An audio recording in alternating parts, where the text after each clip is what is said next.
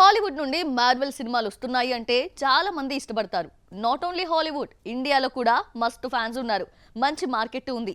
Marvel నుండి వచ్చే సినిమాల కోసం చాలా ఎగ్జైట్మెంట్ తో చూస్తూ ఉంటారు. ఇలాంటి క్యూరియాసిటీనే క్యాష్ చేసుకునేందుకు ఈ శుక్రవారమే ఆడియన్స్ ముందుకు వచ్చేసింది మరో మూవీ. MCU నుండి వచ్చిన నయా పిక్చర్ వివరాలేంటో చూద్దామా?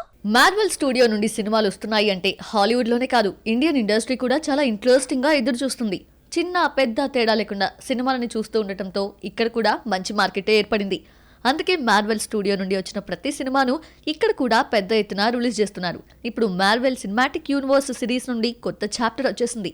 అదే captain America Brave new world. ఈ శుక్రవారమే ఆడియన్స్ ను పలకరించింది. 2019 లో వచ్చిన అవెంజర్స్ ఎండ్ గేమ్ లో స్టీవ్ రోజర్స్ శామ్ విల్సన్ కి షీల్డ్ ఇస్తాడు. ఇక్కడ నుండి కొత్త కెప్టెన్ అమెరికా వచ్చాడు.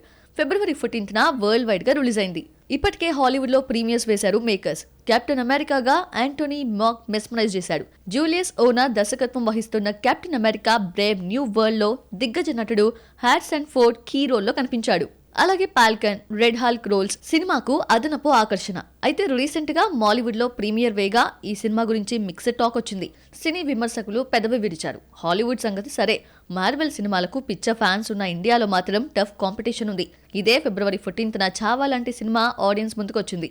మరి ఇలాంటి పోటీని తట్టుకొని captain America Brave new world ఎంతవరకు ఇండియన్ మార్కెట్ ని కొల్లగొడుతుందో చూడాలి.